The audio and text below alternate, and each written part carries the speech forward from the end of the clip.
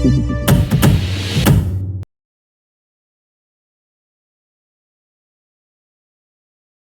राजा निर्बंसिया थे। माँ कहानी सुनाया करती थी। उनके आसपास ही 4-5 बच्चे अपनी मुट्ठियों में फूल दबाए कहानी समाप्त होने पर गौरों पर चढ़ाने के लिए उत्सुक से बैठ जाते थे। आटे का सुंदर सा चौक पूरा होता।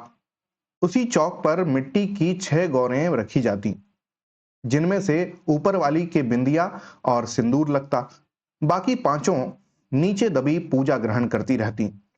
एक और दीपक की बाती स्थिर से जलती रहती और मंगल घट रखा रहता, जिस पर रोली से सथिया बनाया जाता था। सभी बैठे बच्चों के मुख पर फूल चढ़ाने की उतावली की जगह कहानी सुनने की सहज स्थिरता उभर आती। एक राजा निर्बंसिया थे। माँ सुनाया करती थी। उनके राज में बड़ी खुशहाली थी। सब वर्ण के लोग अपना अपना कामकाज देखते थे। कोई दुखी नहीं दिखाई पड़ता था। राजा के एक लक्ष्मी सी रानी थी, चंद्रमा सी सुंदर और राजा को बहुत प्यारी। राजा राजकाज देखते और सुख से रानी के महल में रहते। मेरे सामने मेरे ख्यालों का राजा था, राजा जगपति। तब जगपति से मेरी दांत काटी दोस्ती थी। दोनों मिडिल स्कूल में पढ़ने जाते। दोनों एक से घर के थे, इसलिए बराबरी की निभती थी।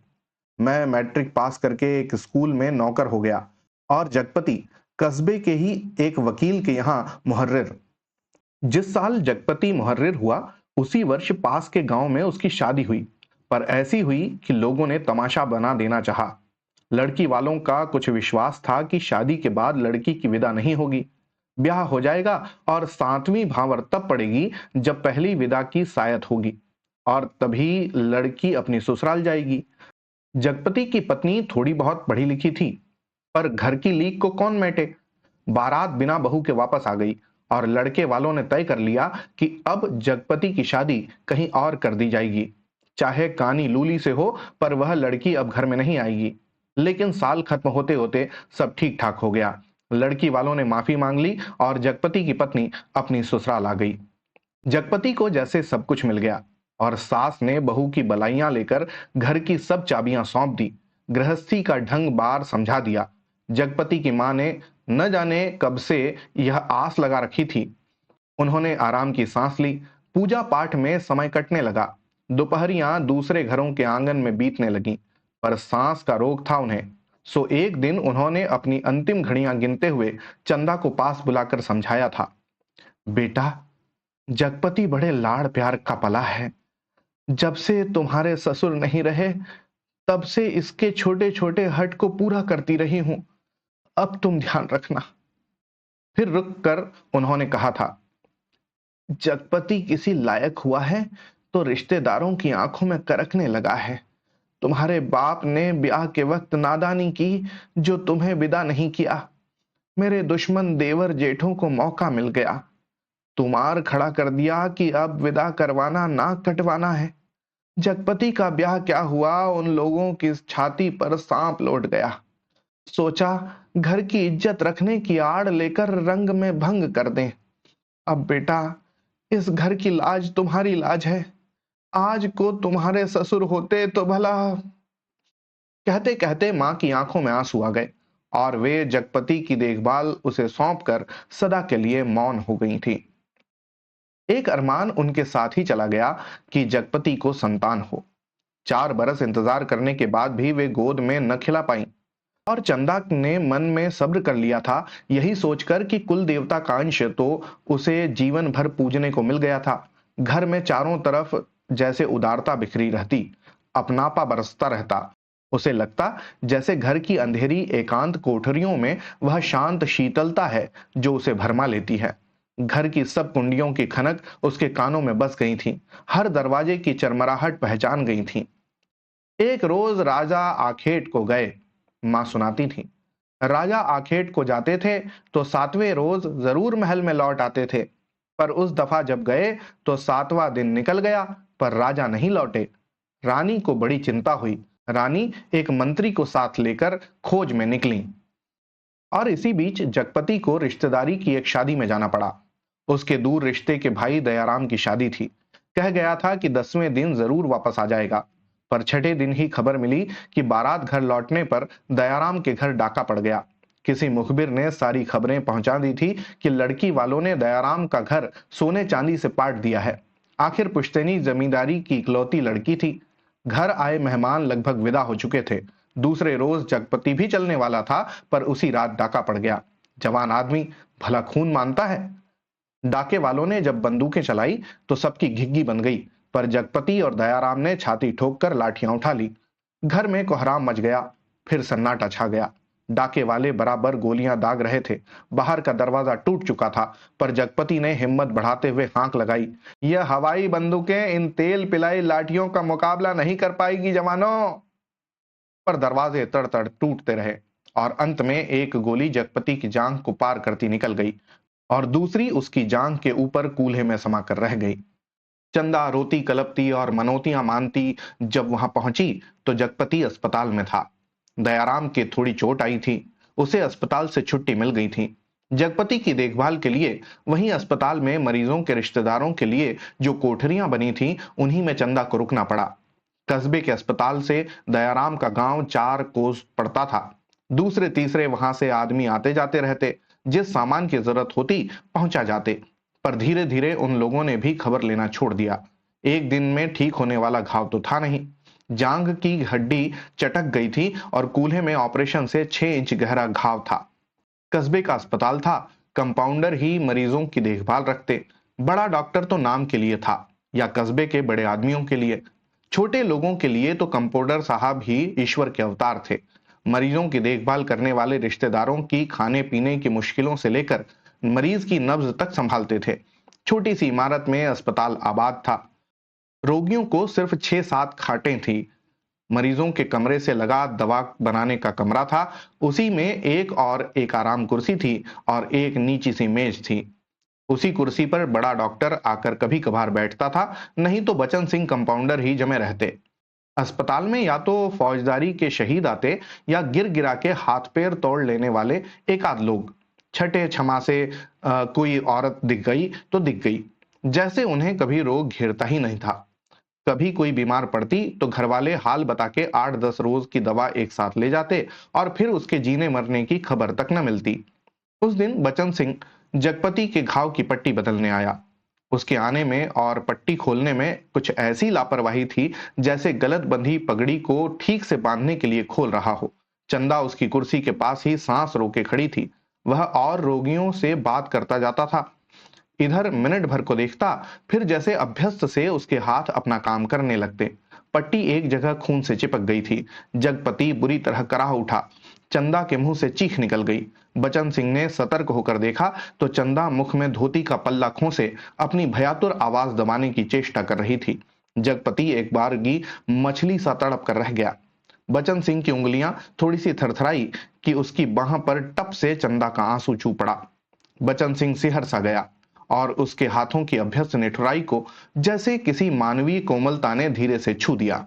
आहों, कराहों, दर्द भरी चीखों और चटकते शरीरों के जिस वातावरण में रहते हुए भी वह बिल्कुल अलग सा रहता था। फोड़ों के पके आम सा दबा देता था, खाल को आलू सा छील देता था। उसके मन से जिस दर्द का एहसास उठ गया था, वह उसे आज फिर हुआ और वह बच्चे की तरह फूंक फूंक कर पट्टी को नम करके खोलने लगा। चंदा की ओर धीरे से निगाह उठाकर देखते ही फुसफुसाया,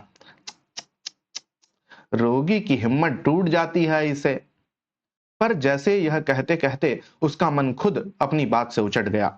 वह बेपरवाही तो चीख और कराहों की एक रास्ता से उसे मिली थी, रोगी की हिम्मत बढ़ाने की कर्तव्य निष्ठा से नहीं। जब तक वह घाव की मरहम पट्टी करता रहा, तब तक किन्हीं 2 आंखों की करुणा उसे घेरे रही और हाथ धोते समय वह चंदा की उन चूड़ियों से भरी कलाइयों को बेझिझक देखता रहा, जो अपनी खुशी उससे मांग रही थी। चंदा पानी डालती जा रही थी और बचन सिंह हाथ धोते धोते उसकी कलाइयों, हथेलियों और पैरों को देखता जा रहा था। दवा खाने की ओर जाते हुए उसने चंदा को हाथ के इशारे से बुलाकर कहा, दिल छोटा मत करना, जांग का घाव तो 10 रोज में भर जाएगा। कूल्हे का घाव कुछ दिन जरूर लेगा। अच्छी से अच्छी दवाई दूंगा। दवाइयां तो ऐसी हैं कि मुर्दे को चंगा कर दें, पर हमारे अस्पताल में नहीं आती।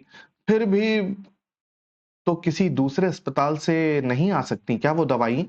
चंदा ने पूछा। आ तो सकती हैं, मगर मरीज को अपना पैसा खर्चना पड़ता है उनमें, बचन सिंह ने कहा। चंदा चुप रह गई। तो बचन सिंह के मुंह से अनायास ही निकल पड़ा, अब किसी चीज की जरूरत हो तो मुझे बताना। रही दवाइयां, सो कहीं ना कहीं से इंतजाम करके ला दूंगा। महकमे से मंगाएंगे तो आते अवाते महीनों लग जाएंगे। शहर के डॉक्टर से मंगवा दूंगा। ताकत की दवाइयों की बड़ी जरूरत है उन्हें। अच्छा, देखा जाएगा। कहते कहते वह रुक गया। चंदा ने कृतज्ञता भरी नजरों से उसे देखा और उसे लगा जैसे आंधी में उड़ते हुए पत्ते को कोई अटकाव मिल गया हो। आकर वह जगपति की खाट से लगकर बैठ गई। उसकी हथेली लेकर वह सहलाती रही, नाखूनों को अपने पोरों से दबाती रही। धीरे धीरे बाहर अंधेरा बढ़ चला। बचन सिंह तेल की एक लालटेन लेकर मरीजों के कमरे में एक कोने में रख गया।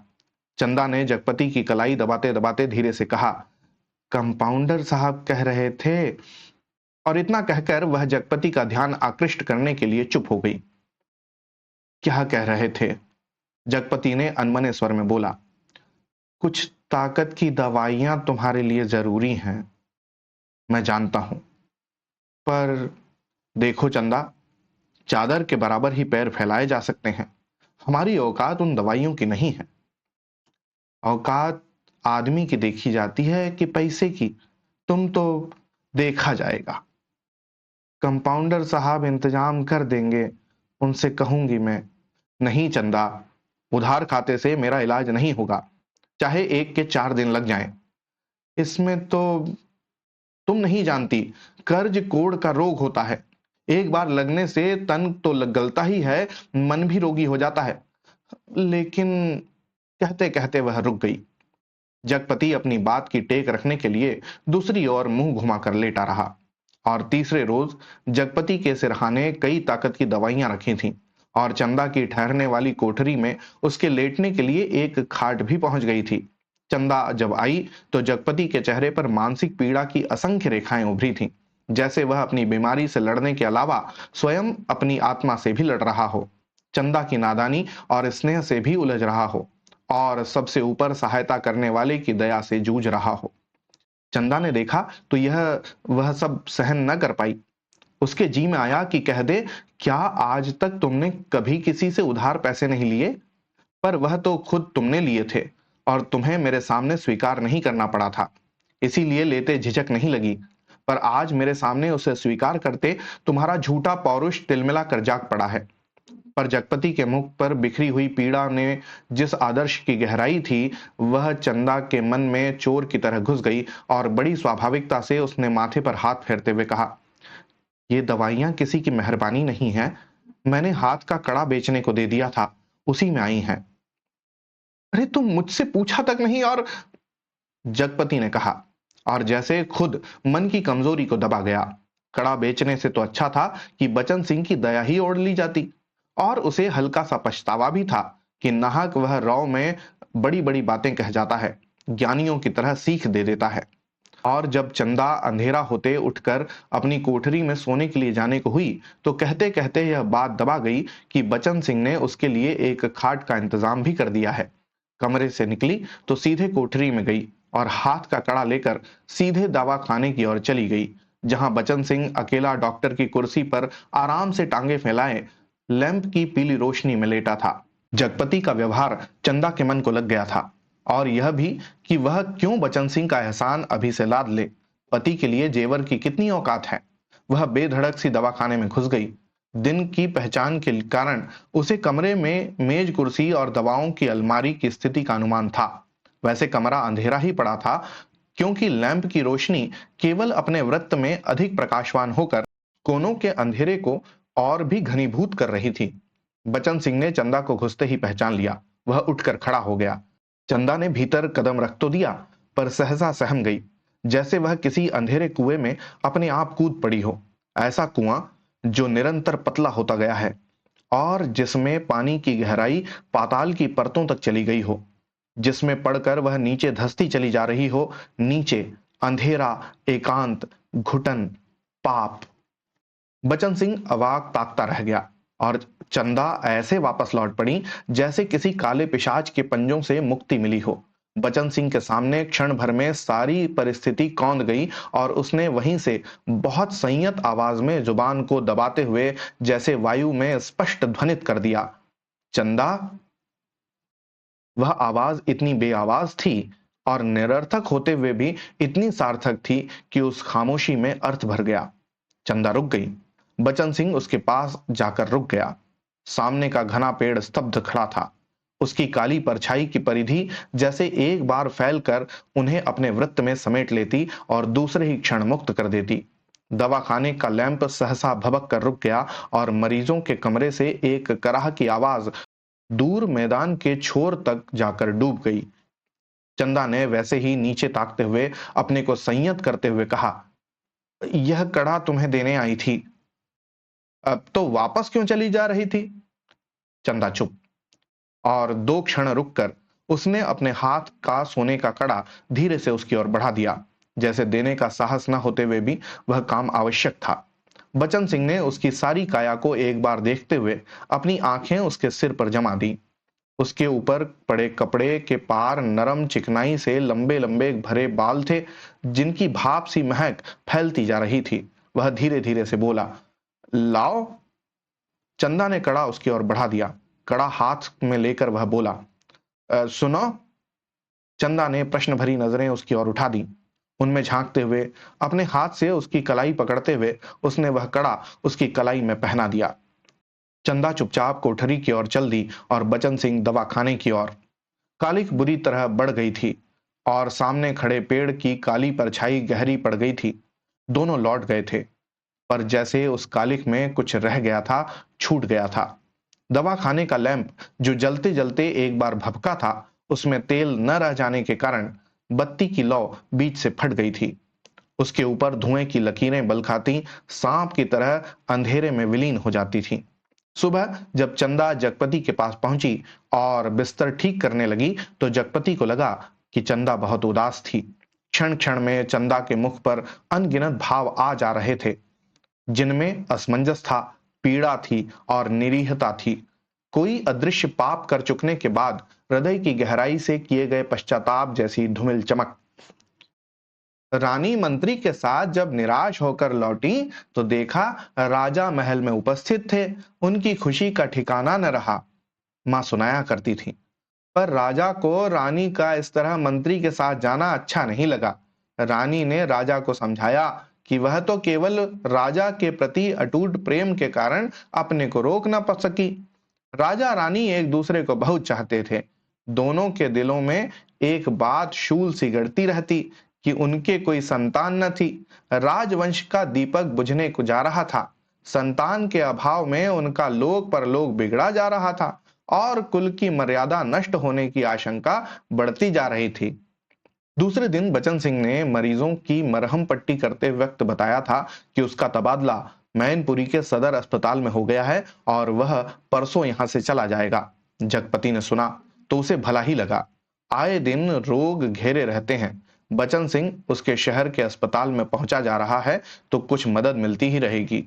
आखिर वह ठीक तो होगा ही, और फिर मैनपुरी के सिवा कहां जाएगा। पर दूसरे ही क्षण उसका दिल अकथ भारीपन से भर गया। पता नहीं क्यों चंदा के अस्तित्व का ध्यान आते ही उसे इस सूचना में कुछ ऐसे नुकीले कांटे दिखाई देने लगे जो उसके शरीर में किसी भी समय चुभ सकते थे, जरा सा बेखबर होने पर बिन सकते थे। और तब उसके सामने आदमी के एक अधिकार की लक्ष्मण रेखाएं धुएं की लकीर की तरह कांप कर मिटने लगीं और मन में छुपे संदेह के राक्षस बाना बदलकर योगी के रूप में घूमने लगे। और 15-20 रोज बाद जब जगपति की हालत सुधर गई तो चंदा उसे लेकर घर लौट आई। जगपति चलने फिरने लायक हो गया था। घर का ताला जब खोला तब रात झुक आई थी और फिर उनकी गली में तो शाम से ही अंधेरा झरना शुरू हो जाता था। पर गली में आते ही उन्हें लगा जैसे कि वनवास काटकर राजधानी लौटे हों। नुक्कड़ पर ही जमुना सुनार की कोठरी में सुरही फिंक रही थी, जिसके दराजदार दरवाजों से लालटेन की रोशनी की लकीर झांक रही थी और कच्ची तंबाकू का धुआं रुंधी गली के मुहाने पर बुरी तरह भर गया था। सामने ही मुंशी जी अपनी जिंगला खटिया के गड्ढे में कुप्पी के मध्यम प्रकाश में खसरा खतौनी बिछाए मीजान लगाने में मशगूल थे। जब जगपति के घर का दरवाजा खड़का तो अंधेरे में उसकी चाची ने अपने जंगले से देखा और वहीं से बैठे बैठे अपने घर के भीतर ऐलान कर दिया, राजा निर्बंसिया अस्पताल से लौट आए, कलमा भी आई हैं। ये शब्द सुनकर घर के अंधेरे बरोठे में घुसते ही जगपति हांफ कर बैठ गया। झुंझला कर चंदा से बोला, अंधेरे में क्या मेरे हाथ पैर तुड़वाओगी? भीतर जाकर लालटेन जलाओ ना। तेल नहीं होगा, इस वक्त जरा ऐसे ही काम, तुम्हारे कभी कुछ नहीं होगा, न तेल न। कहते कहते जगपति एकदम चुप रह गया। चंदा को लगा कि आज पहली बार जगपति ने उसके व्यर्थ मातृत्व पर इतनी गहरी चोट कर दी, जिसकी गहराई की उसने कभी कल्पना भी नहीं की थी। दोनों खामोश बिना एक बात किए अंदर चले गए। रात के बढ़ते सन्नाटे में दोनों के सामने दो बातें थीं। जगपति के कानों में जैसे कोई व्यंग से कह रहा था, राजा निर्बंसिया अस्पताल से आ गए, और चंदा के दिल में यह बात चुभ रही थी कि तुम्हारे कभी कुछ नहीं होगा। और सिसकती सिसकती चंदा न जाने कब सो गई, पर जगपति की आंखों में नींद ना आई। खाट पर पड़े पड़े उसके चारों ओर एक मोहक भयावना सा जाल फैल गया। लेटे लेटे उसे लगा जैसे उसका स्वयं का आकार बहुत क्षीण होता होता बिंदु सा रह गया, पर बिंदु के हाथ थे, पैर थे और दिल की धड़कन भी। कोठरी का घुटा घुटा सा अंधियारा, मटमेली दीवारें और गहन गुफाओं सी अलमारियां, जिनमें से बार बार झांक कर देखता था और वह सिहर उठता था। फिर जैसे सब कुछ तब्दील हो गया हो। उसे लगा कि उसका आकार बढ़ता जा रहा है, बढ़ता जा रहा है। वह मनुष्य हुआ, लंबा तगड़ा तंदुरुस्त पुरुष हुआ। उसकी शिराओं में कुछ फूट पड़ने के लिए व्याकुलता से खौल उठा। उसके हाथ शरीर के अनुपात से बहुत बड़े, डरावने और भयानक हो गए। उनके लंबे लंबे नाखून निकल आए। वह राक्षस हुआ, दैत्य हुआ, आदिम, बर्बर। और बड़ी तेजी से सारा कमरा एक बारगी चक्कर काट गया। फिर सब धीरे धीरे स्थिर होने लगा और उसकी सांसें ठीक होती जान पड़ी। फिर जैसे बहुत कोशिश करने पर भी घिघी बन जाने के बाद उसकी आवाज फूटी, चंदा।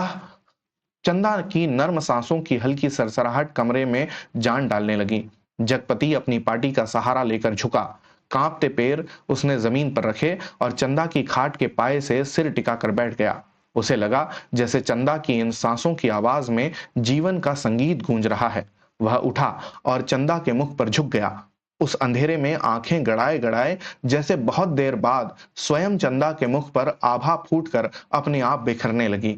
उसके नक्श उज्जवल हो उठे और जगपति की आंखों की ज्योति मिल गई। वह मुग्ध सा ताकता रहा।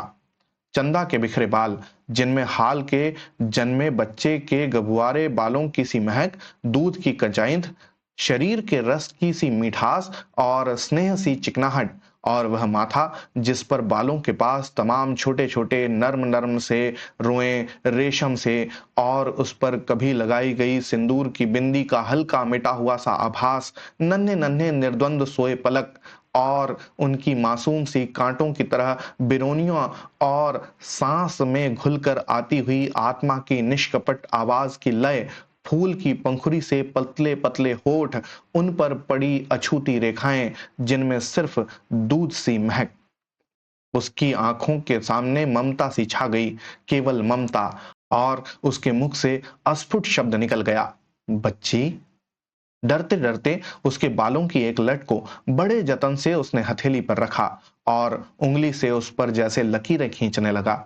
उसे लगा जैसे कोई शिशु उसके अंक में आने के लिए छटपटा कर निराश होकर सो गया हो। उसने दोनों हथेलियों को पसार कर उसके सिर को अपनी सीमा में भर लेना चाहा कि कोई कठोर चीज उसकी उंगलियों से टकराई। वह जैसे होश में आया। बड़े सहारे से उसने चंदा के सिर के नीचे टटोला। एक रुमाल में बंधा कुछ उसके हाथ में आ गया। अपने को संयत करता वह वहीं जमीन पर बैठ गया। उसी अंधेरे में उस रुमाल को खोला तो जैसे सांप सूंघ गया। चंदा के हाथों के दोनों सोने के कड़े उसमें लिपटे हुए थे, और तब उसके सामने सब सृष्टि धीरे धीरे टुकड़े टुकड़े होकर बिखरने लगी। ये कड़े तो चंदा बेचकर उसका इलाज कर रही थी। वे सब दवाइयां और ताकत के टॉनिक। उसने तो कहा था, ये दवाइयां किसी की मेहरबानी नहीं है, मैंने हाथ के कड़े बेचने को दे दिए थे। पर उसका गला बुरी तरह सूख गया।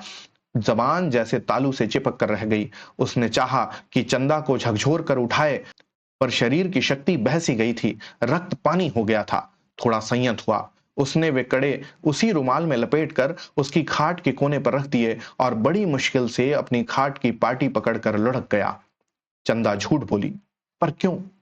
कड़े आज तक छुपाए रही। उसने इतना बड़ा दुराव क्यों किया? आखिर क्यों? किस लिए? और जगपति का दिल भारी हो गया। उसे फिर लगा कि उसका शरीर सिमटता जा रहा है और वह एक सींग का बना ढांचा रह गया, नितांत अकेला, तिनके सा, हवा में उड़कर भटकने वाले तिनके सा। उस रात के बाद रोज जगपति सोचता रहा कि चंदा से कड़े मांगकर बेच ले और कोई छोटा मोटा कारोबार ही शुरू कर दे, क्योंकि नौकरी छूट चुकी थी।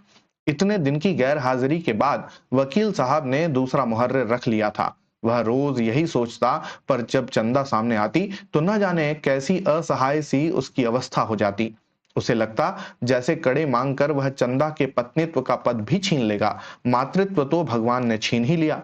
वह सोचता, आखिर चंदा क्या रह जाएगी? एक स्त्री से यदि पत्नीत्व और मातृत्व छीन लिया गया तो उसके जीवन की सार्थकता ही क्या?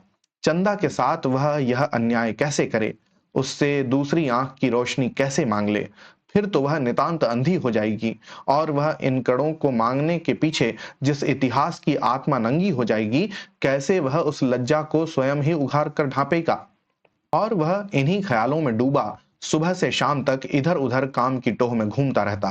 किसी से उधार ले ले, पर किस संपत्ति पर?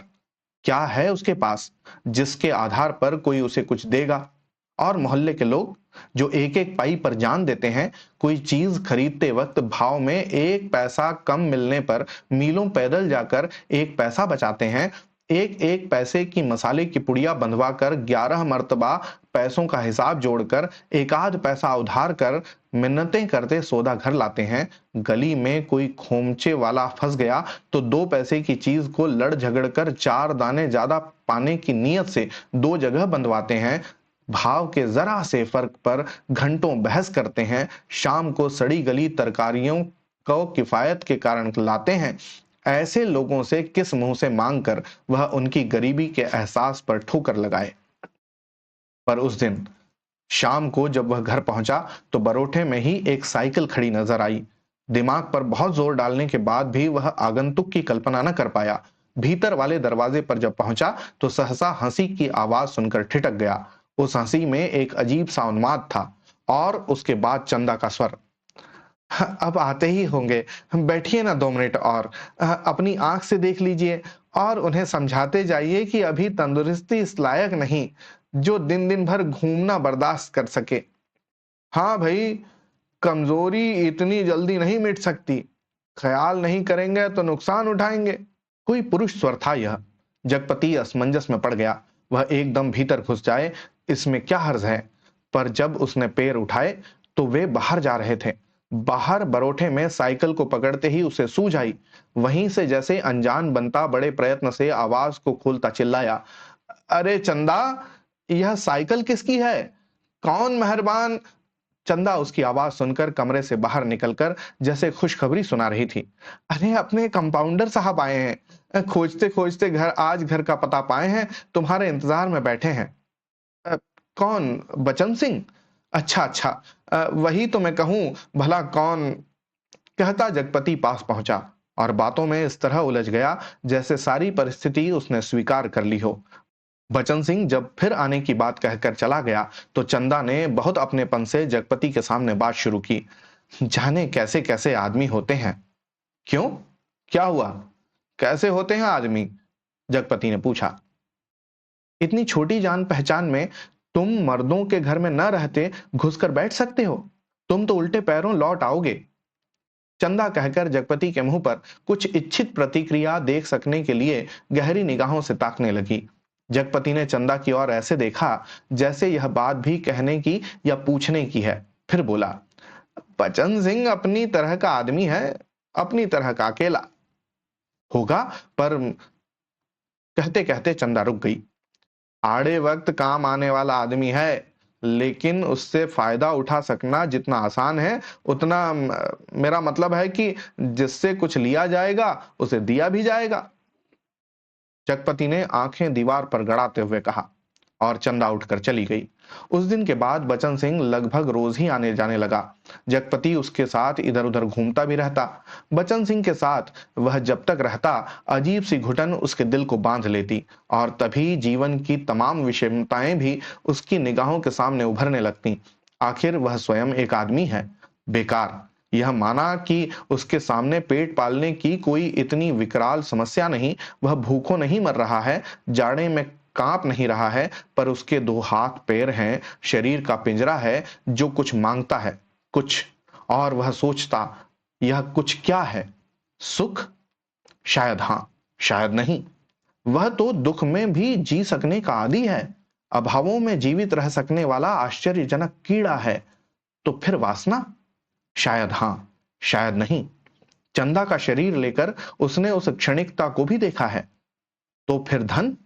शायद हां, शायद नहीं। उसने धन के लिए अपने को खपाया है, पर वह भी तो उस अदृश्य प्यास को बुझा नहीं पाया। तो फिर? तो फिर क्या? वह कुछ क्या है जो उसकी आत्मा में नासूर सा रिश्ता रहता है, अपना उपचार मांगता है? शायद काम। हाँ, यही, बिल्कुल यही, जो उसके जीवन की घड़ियों को निपट सूना न छोड़े, जिसमें वह अपनी शक्ति लगा सके, अपना मन डुबो सके, अपने को सार्थक अनुभव करा सके।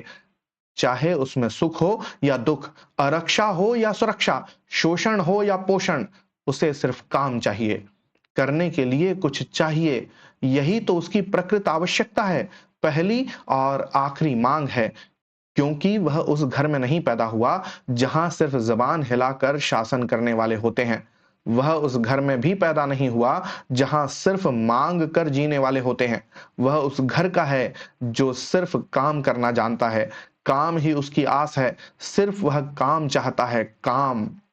और एक दिन उसकी काम धाम की समस्या भी हल हो गई। तालाब वाले ऊंचे मैदान के दक्षिण और जगपति की लकड़ी की टाल खुल गई। बोर्ड तक टंग गया। टाल की जमीन पर लक्ष्मी पूजन भी हो गया और हवन भी हुआ।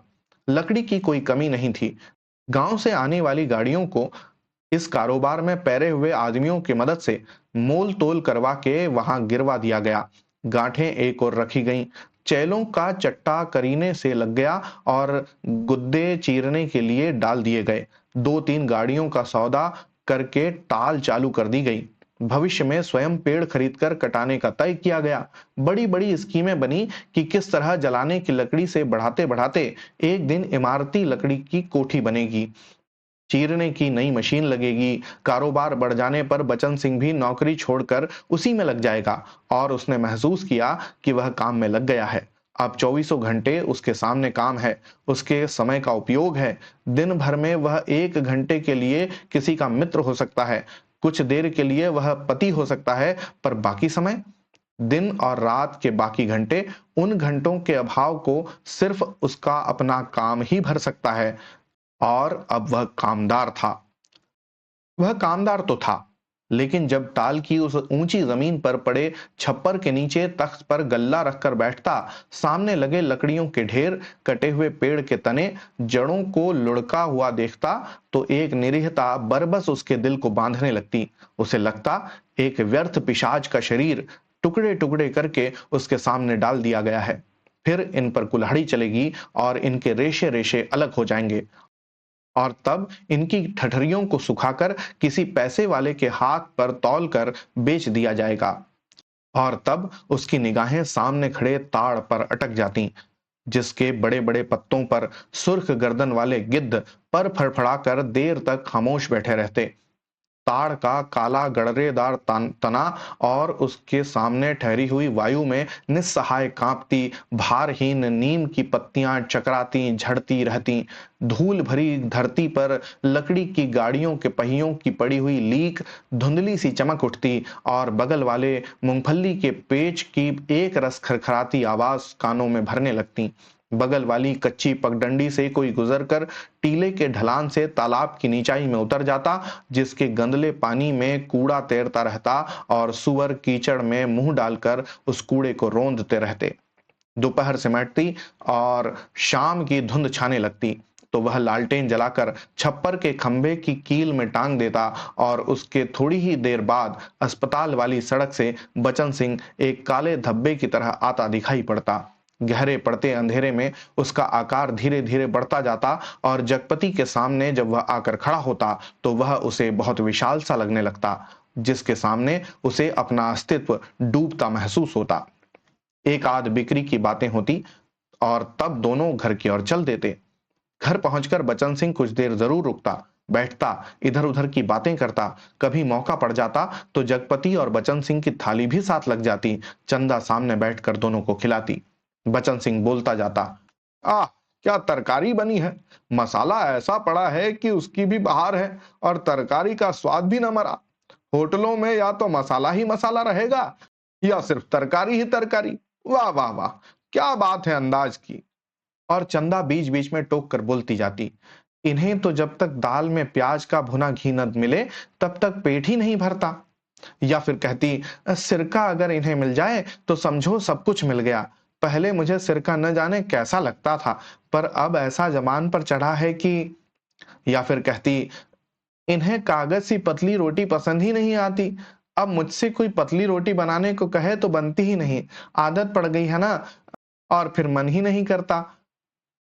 पर चंदा की आंखें बचन सिंह की थाली पर ही जमी रहती। रोटी निपटी तो रोटी परोस दी, दाल खत्म नहीं हुई तो भी एक चमचा और परोस दी। और जगपति सिर झुकाए खाता रहता, सिर्फ एक गिलास पानी मांगता और चंदा चौंक कर पानी देने से पहले कहती, अरे तुमने तो कुछ लिया भी नहीं। कहते कहते वह पानी दे देती और तब उसके दिल पर गहरी सी चोट लगती। न जाने क्यों वह खामोशी की चोट उसे बड़ी पीड़ा दे जाती, पर वह अपने को समझा लेती, कोई मेहमान तो नहीं है, मांग सकते थे, भूख नहीं होगी। जगपति खाना खाकर टाल पर लेटने चला जाता, क्योंकि अभी तक कोई चौकीदार नहीं मिला था। छप्पर के नीचे तख्त पर जब वह लेटता तो अनायास ही उसका दिल भर भर आता। पता नहीं कौन कौन से दर्द एक दूसरे से मिलकर तरह तरह की टीस, चटकन और ऐंठन पैदा करने लगते। कोई एक रग दुखती तो वह सहलाता भी। जब सभी नसें चटकती हों तो कहां कहां राहत का अकेला हाथ सहलाए। लेटे लेटे उसकी निगाह ताड़ के उस और बनी पुख्ता कब्र पर जम जाती, जिसके सिरहाने कंटीला बबूल का एकाकी पेड़ सुन्न सा खड़ा रहता। जिस कब्र पर एक पर्दा नशीन औरत बड़े लिहाज से आकर सवेरे सवेरे बेला और चमेली के फूल चढ़ा जाती, घूम घूम कर उसके फेरे लेती और माथा टेक कर कुछ कदम उदास उदास सी चलकर एकदम तेजी से मुड़कर बिसातियों के मोहल्ले में खो जाती। शाम होते फिर आती, एक दिया बारती और अगर की बत्तियां जलाती, फिर मुड़ते हुए ओढ़नी का पल्ला कंधों पर डालती तो दिए की लौ कांपती, कभी कांप कर बुझ जाती। पर उसके कदम बढ़ चुके होते, पहले धीमे, थके, उदास से और फिर तेज, सधे, सामान्य से। और फिर वह उसी मोहल्ले में खो जाती और तब रात की तन्हाइयों में बबूल के कांटों के बीच उस साए साए करते ऊंचे नीचे मैदान में जैसे उस कब्र से कोई रूह निकलकर निपट अकेली भटकती रहती। तभी ताड़ पर बैठे सुर्ख गर्दन वाले गिद्ध मनहूस सी आवाज में किलबिला उठते और ताड़ के पत्ते भयानकता से खड़बड़ा कर उठ जाते। जगपति का बदन कांप जाता और वह भटकती रूह जिंदा रह सकने के लिए जैसे कब्र की ईंटों में बबूल के साए तले दुबक जाती। जगपति अपनी टांगों को पेट से भींचकर कंबल से मुंह छुपाकर औंधा लेट जाता। तड़के ही ठेके पर लगे लकड़हारे लकड़ी चीरने आ जाते। तब जगपति कंबल लपेट कर घर की ओर चला जाता। राजा रोज सवेरे टहलने जाते थे, मां सुनाया करती थी। एक दिन जैसे ही महल के बाहर निकल कर आए कि सड़क पर झाड़ू लगाने वाली मेहतरानी उन्हें देखते ही अपना झाड़ू पंजा उठ पटक कर माथा पीटने लगी और कहने लगी, हाय राम, आज राजा निर्बंसिया का मुंह देखा है, न जाने रोटी भी नसीब होगी कि नहीं, न जाने कौन सी विपत टूट पड़े। राजा को इतना दुख हुआ कि उल्टे पैरों महल को लौट गए। मंत्री को हुक्म दिया कि उस मेहतरानी का घर अनाज से भर दे और सब राजसी वस्त्र उतारकर राजा उसी क्षण जंगल की ओर चले गए। उसी रात रानी को सपना हुआ कि कल की रात तेरी मनोकामना पूरी होने वाली है। रानी बहुत पछता रही थी, पर फौरन ही रानी राजा को खोजती खोजती उस सराय में पहुंच गई जहां वह टिके हुए थे। रानी भेष बदलकर सेवा करने वाली भटियारिन बनकर राजा के पास रात में पहुंची। रात भर उनके साथ रही और सुबह राजा के जगने से पहले सराय छोड़ महल में लौट आई। राजा सुबह उठकर दूसरे देश की ओर चले गए।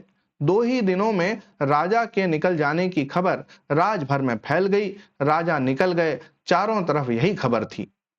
और उस दिन टोले मोहल्ले के हर आंगन में बरसात के मेह की तरह यह खबर बरस कर फैल गई कि चंदा के बाल बच्चा होने वाला है। नुक्कड़ पर जमुना सुनार की कोठरी में फेंकती सुराही रुक गई। मुंशी जी ने अपना मिजान लगाना छोड़ विस्फारित नेत्रों से ताक कर खबर सुनी। बंसी किराने वाले ने कुएं में से आधी गई रस्सी खींच डोल मन पर पटक कर सुना। सुदर्शन दर्जी ने मशीन के पहिए को हथेली से रगड़ कर रोक कर सुना। और हंसराज पंजाबी ने अपनी नील लगी मलगुजी कमीज की आस्तीनें चढ़ाते हुए सुना। और जगपति की बेवा चाची ने औरतों के जमघट में बड़े विश्वास पर बड़े भेद भरे स्वर में सुनाया, है आज 6 साल हो गए शादी को, न बाल न बच्चा, न जाने किसका पाप है उसके पेट में, और किसका होगा सिवा उस मुस्टेंडे कंपाउंडर के। न जाने कहां से कुलच्छनी इस मोहल्ले में आ गई। इस गली की तो पुश्तों से ऐसी मर्जाद रही है कि गैर मर्द औरत की परछाई तक न देख पाए। यहाँ के मर्द तो बस अपने घर की औरतों को जानते हैं, उन्हें तो पड़ोसियों के घर की जनानियों की गिनती तक नहीं मालूम। यह कहते कहते उनका चेहरा तमतमा आया और सब औरतें देवलोक की देवियों की तरह गंभीर बनी, अपनी पवित्रता की महानता के बोझ से दबी धीरे धीरे खिसक गईं। सुबह यह खबर फैलने से पहले जगपति टाल पर चला गया था, पर सुनी उसने भी आज ही थी। दिन भर वह तख्त पर कोने की ओर मुंह किए पड़ा रहा, न ठेके की लकड़ियां चिरवाई, न बिक्री की ओर ध्यान दिया, न दोपहर का खाना खाने ही घर गया। जब रात अच्छी तरह फैल गई, वह हिंसक पशु की भांति उठा। उसने अपनी उंगलियां चटकाई, मुट्ठी बांधकर बाह का जोर देखा तो नसें तनी और बाह में कठोर कंपन सा हुआ। उसने 3-4 पूरी सांसें खींची और मजबूत कदमों से घर की ओर चल पड़ा। मैदान खत्म हुआ, कंकड़ की सड़क आई, सड़क खत्म हुई, गली आई, पर गली के अंधेरे में घुसते वह सहम गया, जैसे किसी ने अदृश्य हाथों से उसे पकड़कर सारा रक्त निचोड़ लिया। उसकी फटी हुई शक्ति की नस पर हिम शीतल होठ रखकर सारा रस चूस लिया और गली के अंधेरे की हिकारत भरी कालिक और भारी हो गई, जिसमें घुसने से उसकी सांस रुक जाएगी, घुट जाएगी। वह पीछे मुड़ा, पर रुक गया। फिर कुछ संयत होकर वह चोरों की तरह निशब्द कदमों से किसी तरह घर की भीतरी देहरी तक पहुंच गया। दाईं ओर की रसोई वाली दहलीज में कुप्पी टिमटिमा रही थी और चंदा अस्त व्यस्त सी दीवार से सिर टेके शायद आसमान निहारते निहारते सो गई थी। कुप्पी का प्रकाश उसके आधे चेहरे को उजागर किए था और आधा चेहरा गहन कालीमा में डूबा अदृश्य था। वह खामोशी से खड़ा ताकता रहा। चंदा के चेहरे पर नारित्व की प्रौढ़ता आज उसे दिखाई दी। चेहरे की सारी कमनीयता न जाने कहां खो गई थी, उसका अछूतापन न जाने कहां लुप्त हो गया था। फूला फूला मुख, जैसे टहनी से तोड़े फूल को पानी में डालकर ताजा किया गया हो, जिसकी पंखुड़ियों में टूटन की सुरमई रेखाएं पड़ गई हों, पर भीगने से भारीपन आ गया हो। उसके खुले पैर पर उसकी निगाह पड़ी तो सूजा सा लगा, एड़ियां भरी, सूजी सी और नाखूनों के पास अजब सा सूखापन। जगपति का दिल एक बार मसोस उठा। उसने चाहा कि बढ़कर उसे उठा ले, अपने हाथों से उसका पूरा शरीर छू छू कर सारा कलुष पोंछ दे, उसे अपनी सांसों की अग्नि में तपाकर एक बार फिर पवित्र कर ले और उसकी आंखों की गहराइयों में झांक कर कहे, देवलोक से किस शापवश निर्वासित होकर तुम इधर आ गई हो चंदा? यह शाप तो अमिट था। तभी चंदा ने हड़बड़ाकर आंखें खोली। जगपति को सामने देख उसे लगा कि वह एकदम नंगी हो गई हो। अतिशय लज्जित हो उसने अपने पैर समेट लिए, घुटनों से धोती नीचे सरकाई और बहुत संयत सी उठकर रसोई के अंधेरे में खो गई। जगपति एकदम हताश हो वहीं कमरे की देहरी पर चौखट से सिर टिकाकर बैठ गया। नजर कमरे में गई तो लगा कि पराये स्वर यहां गूंज रहे हैं, जिनमें चंदा का भी एक है। एक तरफ घर के हर कोने से अंधेरा सैलाब की तरह बढ़ता आ रहा था। एक अजीब निस्तब्धता, असमंजस गति पर पथभ्रष्ट शक्लें और शक्लें पर आकारहीन। खाना खा लेते, चंदा का स्वर कानों में पड़ा। वह अनजाने ऐसे उठ बैठा जैसे तैयार बैठा हो। उसकी बात की आज तक उसने अवज्ञा न की थी। खाने तो बैठ गया, पर कौर नीचे नहीं सरक रहा था। तभी चंदा ने बड़े सधे शब्दों में कहा, अब कल मैं गांव जाना चाहती हूँ। जैसे वह इस सूचना से परिचित था। बोला, अच्छा। चंदा फिर बोली, मैंने बहुत पहले घर चिट्ठी डाल दी थी, भैया कल लेने आ रहे हैं। तो ठीक है। जगपति वैसे ही डूबा डूबा बोला। चंदा का बांध टूट गया और वह वहीं घुटनों में मुंह दबाकर कातर सी फपक फपक कर रो पड़ी। न उठ सकी न हिल सकी। जगपति क्षण भर को विचलित हुआ, पर जैसे जम जाने के लिए। उसके होठ फड़के, पर क्रोध के ज्वालामुखी को जबरन दबाते हुए भी वह फूट पड़ा। यह सब मुझे क्या दिखा रही है बेशरम, बेगैरत। उस वक्त नहीं सोचा था जब जब मेरी लाश तले। तब तब की बात झूठी है। सिसकियों के बीच चंदा का स्वर फूटा। लेकिन लेकिन जब तुमने मुझे बेच दिया। एक भरपूर हाथ चंदा की कनपटी पर आग सुलगाता हुआ पड़ा और जगपति अपनी हथेली दूसरी से दबाता हुआ खाना छोड़कर कोठरी में घुस गया और रात भर कुंडी चढ़ाए उसी कालिख में घुटता रहा। दूसरे दिन चंदा घर छोड़कर अपने गांव चली गई। जगपति पूरा दिन और रात टाल पर ही काट देता। उसी बीराने में, तालाब के बगल, कब्र, बबूल और ताड़ के पड़ोस में। पर मन मुर्दा हो गया था। जबरदस्ती वह अपने को वहीं रोके रहता। उसका दिल होता कहीं निकल जाए, पर ऐसी कमजोरी उसके तन और मन को खोखला कर गई थी कि चाहने पर भी वह जा न पाता। हिकारत भरी नजरें सहता और वहीं पड़ा रहता। काफी दिनों बाद जब नहीं रह गया, तो एक दिन जगपति घर पर ताला लगा नजदीक के गांव में लकड़ी कटाने चला गया। उसे लग रहा था कि अब वह पंगु हो गया है, बिल्कुल लंगड़ा, एक रेंगता कीड़ा, जिसके न आंख है, न कान, न मन, न इच्छा। वह उस बाग में पहुंच गया जहां खरीदे पेड़ कटने थे। दो आरे वालों ने पतले पेड़ के तनों पर आरा रखा और कर्र कर्र का अबाध शोर शुरू हो गया। दूसरे पेड़ पर बन्ने और शकूरे की कुल्हाड़ी बज उठी और गांव से दूर उस बाग में एक लयपूर्ण शोर शुरू हो गया। जड़ पर कुल्हाड़ी पड़ती तो पूरा पेड़ थर्रा जाता।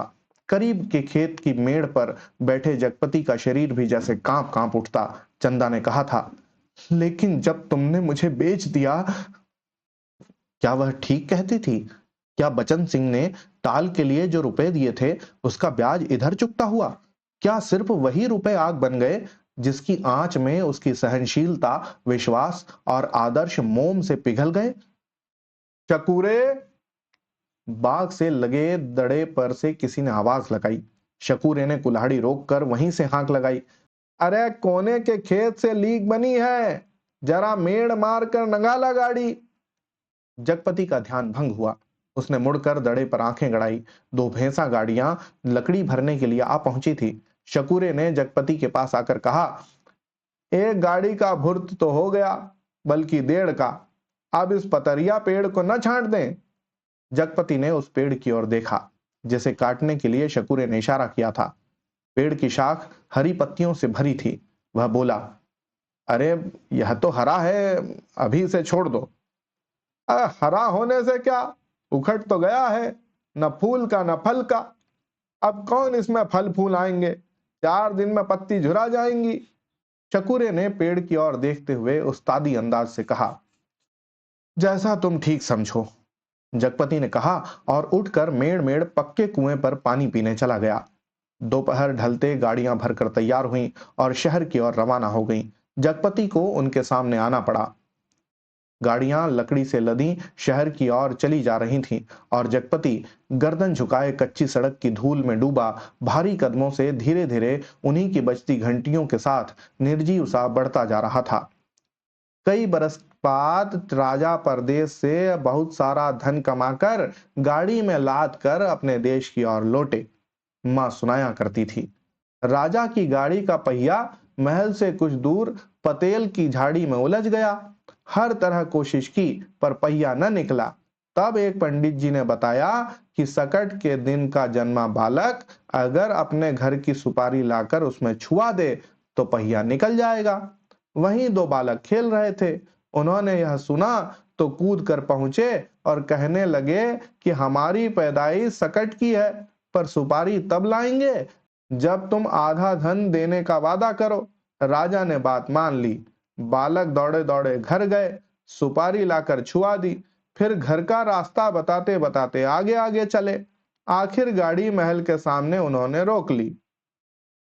राजा को बड़ा अचरज हुआ कि हमारे ही महल में ये बालक कहां से आ गए।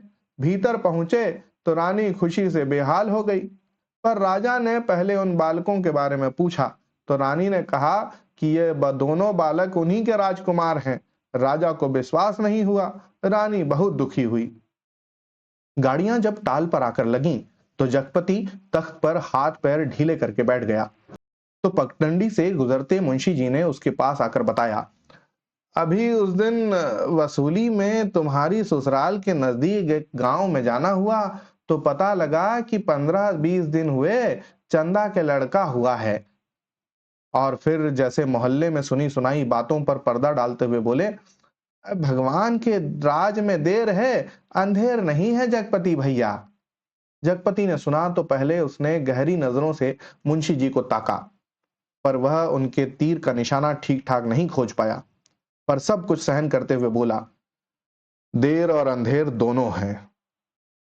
अरे अंधेर तो सरासर है, तिरिया चरित्र है सब, बड़े बड़े हार गए। कहते कहते मुंशी जी रुक गए, पर कुछ इस तरह जैसे कोई बड़ी भेद भरी बात है जिसे उनकी गोल होती हुई आंखें समझा देंगी। जगपति मुंशी जी की तरफ ताकता रह गया। मिनट भर मनहूस सा मौन छाया रहा। उसे तोड़ते हुए मुंशी जी बड़ी दर्द भरी आवाज में बोले, अब सुन तो लिया होगा तुमने। क्या? कहने को जगपति कह गया, पर उसे लगा कि अभी मुंशी जी उस गांव में फैली हुई बातों को ही बड़ी बेदर्दी से कह डालेंगे। उसने नाहक पूछा। तभी मुंशी जी ने उसकी नाक के पास मुंह ले जाते हुए कहा, चंदा दूसरे के घर बैठ रही है, कोई मधुसूदन है वहीं का, पर बच्चा दीवार बन गया है। चाहते तो वो यही है कि मर जाए तो रास्ता खुले, पर राम जी की मर्जी। सुना है बच्चा रहते भी वह चंदा को बैठाने को तैयार है। जगपति की सांस गले में अटक कर रह गई। बस आंखें मुंशी जी के चेहरे पर पथराई सी जड़ थीं। मुंशी जी बोले, अदालत से बच्चा तुम्हें मिल सकता है, अब काहे का शर्म लिहाज। अपना कहकर किस तरह से मांगू बाबा, हर तरफ तो कर्ज से दबा हूं, तन से, मन से, पैसे से, इज्जत से। किसके बल पर दुनिया संजोने की कोशिश करूं। कहते कहते वह अपने में खो गया। मुंशी जी वहीं बैठ गए। जब रात झुकाई तो जगपति के साथ ही मुंशी जी भी उठे। उसके कंधे पर हाथ रखे वे उसे गली तक ले आए। अपनी कोठरी आने पर पीठ सहलाकर उन्होंने उसे छोड़ दिया। वह गर्दन झुकाए गली के अंधेरे में उन्हीं ख्यालों में डूबा ऐसे चलता चला आया जैसे कुछ हुआ ही न हो। पर कुछ ऐसा बोझ था जो न सोचने देता था न समझने। जब चाची की बैठक के पास से गुजरने लगा तो सहसा उसके कानों में भनक पड़ी, आ गए सत्यानाशी कुलबोरन। उसने जरा नजर उठाकर देखा तो गली की चाची भौजाइयां बैठक में जमा थीं और चंदा की चर्चा छिड़ी थी, पर वह चुपचाप निकल गया। इतने दिनों बाद ताला खोला और बरोठे के अंधेरे में कुछ सूझ न पड़ा तो एकाएक वह रात उसकी आंखों के सामने घूम गई जब वह अस्पताल से चंदा के साथ लौटा था। बेवा चाची का वह जहर बुझा तीर, राजा निर्बंसिया अस्पताल से लौट आए, और आज सत्यानाशी कुलबोरन, और स्वयं उसका वह वाक्य जो चंदा को छेद गया था, तुम्हारे कभी कुछ ना होगा। और उस रात की शिशु चंदा, चंदा का लड़का हुआ है। वह कुछ और जनती, आदमी का बच्चा न जनती, वह और कुछ भी जनती, कंकड़ पत्थर, वह नारी न बनती, बच्ची ही बनी रहती। उस रात की शिशु चंदा। पर चंदा यह सब क्या करने जा रही है? उसके जीते जी वह दूसरे के घर बैठने जा रही है।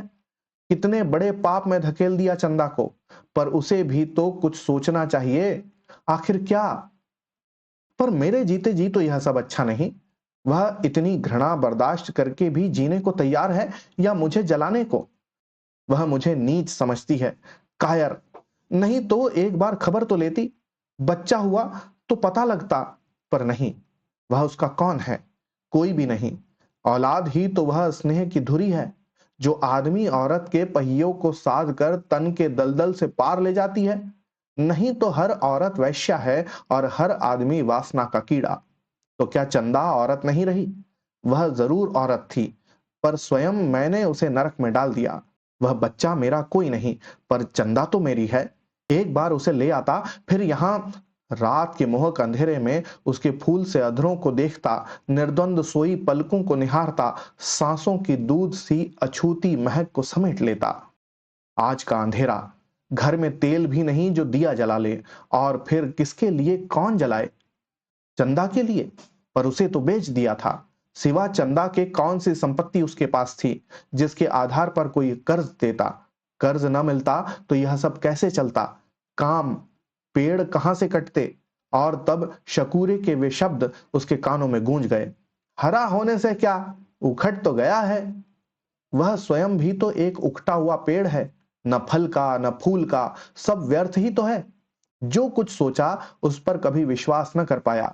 चंदा को चाहता रहा, पर उसके दिल में चाहत न जगा पाया। उसे कहीं से एक पैसा मांगने पर डांटता रहा, पर खुद लेता रहा। और आज वह दूसरे के घर बैठ रही है, उसे छोड़कर। वह अकेला है, हर तरफ बोझ है जिसमें उसकी नस नस कुचली जा रही है, रग रग फट गई है। और वह किसी तरह टटोल टटोल कर भीतर घर में पहुंचा। रानी अपनी कुल देवता के मंदिर में पहुंची। मां सुनाया करती थी, अपने सतीत्व को सिद्ध करने के लिए उन्होंने घोर तपस्या की। राजा देखते रहे, कुल देवता प्रसन्न हुए और उन्होंने अपनी दैवी शक्ति से दोनों बालकों को तत्काल जन्मे शिशुओं में बदल दिया। रानी की छातियों में दूध भर आया और उनमें से धार फूट पड़ी जो शिशुओं के मुख में गिरने लगी। राजा को रानी के सतीत्व का सबूत मिल गया। उन्होंने रानी के चरण पकड़ लिए और कहा कि तुम देवी हो, ये मेरे पुत्र हैं। और उस दिन से राजा ने फिर से कामकाज संभाल लिया। पर उसी रात जगपति अपना सारा कारोबार त्याग अफीम और तेल पीकर मर गया, क्योंकि चंदा के पास कोई दैवी शक्ति नहीं थी और जगपति राजा नहीं, बचन सिंह कंपाउंडर का कर्जदार था। राजा ने दो बातें की, मां सुनाती थी। एक तो रानी के नाम से उन्होंने बहुत बड़ा मंदिर बनवाया, और दूसरे, राज के नए सिक्कों पर बड़े राजकुमार का नाम खुदवा कर चालू किया, जिससे राज भर में अपने उत्तराधिकारी की खबर हो जाए। जगपति ने मरते वक्त दो पर्चे छोड़े, एक चंदा के नाम, दूसरा कानून के नाम। चंदा को उसने लिखा था, चंदा, मेरी अंतिम चाह यही है कि तुम बच्चे को लेकर चली आना। अभी एक दो दिन मेरी लाश की दुर्गति होगी, तब तक तुम आ सकोगी। चंदा, आदमी को पाप नहीं, पश्चाताप मारता है। मैं बहुत पहले मर चुका था, बच्चे को लेकर जरूर चली आना। कानून को उसने लिखा था, किसी ने मुझे मारा नहीं है, किसी आदमी ने नहीं। मैं जानता हूं कि मेरे जहर की पहचान करने के लिए मेरा सीना चीरा जाएगा। उसमें जहर है। मैंने अफीम नहीं, रुपए खाए हैं। उन रुपयों में कर्ज का जहर था, उसी ने मुझे मारा है। मेरी लाश तब तक न जलाई जाए जब तक चंदा बच्चे को लेकर न आ जाए, आग बच्चे से लगवाई जाए। बस। मां जब कहानी समाप्त करती थी तो आसपास बैठे बच्चे फूल चढ़ाते थे। मेरी कहानी भी खत्म हो गई, पर